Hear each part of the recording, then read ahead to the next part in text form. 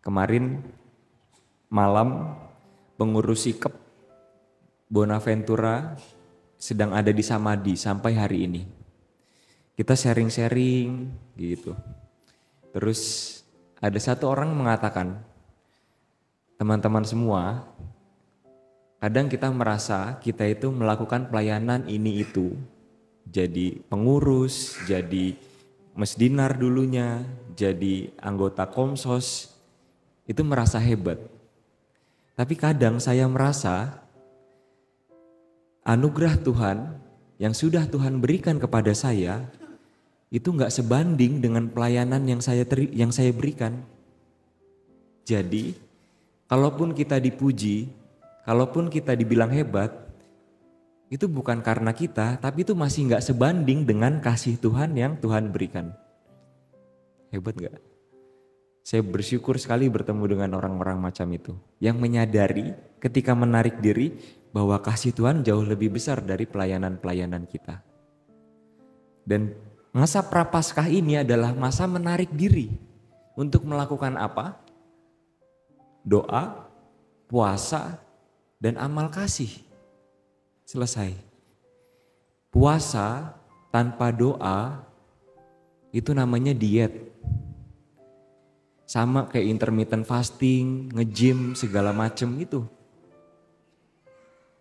Puasa tanpa amal kasih itu namanya irit. Udah gak ada bedanya masa Prapaskah atau bukan.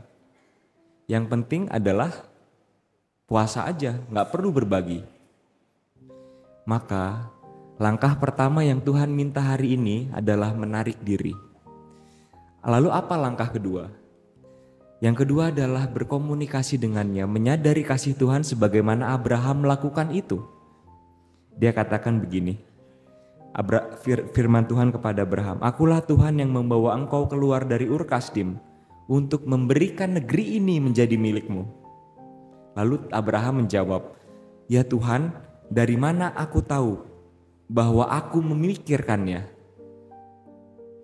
Dari mana? Karena Tuhan Maha Tahu. Lalu pertanyaannya, kalau Tuhan Maha Tahu, buat apa kita berdoa? Iya enggak? Dua jawabannya. Satu, supaya kita sadar kita tidak sendirian. Ada Tuhan dalam hidup kita yang mungkin tidak kita sadari.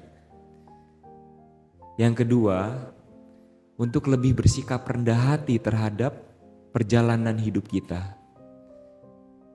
Bahwa kesombongan adalah akar dari dosa, tapi kerendahan hati adalah keutamaan untuk membuat kita dekat dengan Tuhan.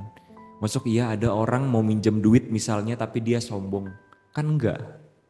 Mesti rendah hati. Perkara nanti dipinjemin diminta balikin lebih galak, nah itu lain perkaranya.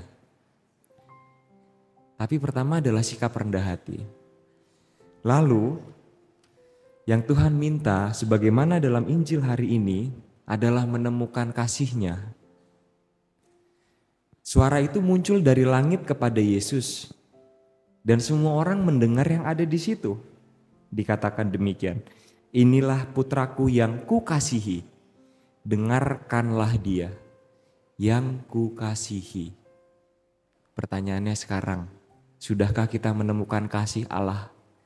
Di mana kita menemukan kasih Allah? Dalam momen apa kita merasa itu sangat dicintai, pengalaman dasar sehingga kita bisa membagikannya kepada yang lain. Sehingga pengalaman ini ingin dipertahankan oleh Petrus untuk membangun 3 kemah. Karena kasih Allah setelah menarik diri.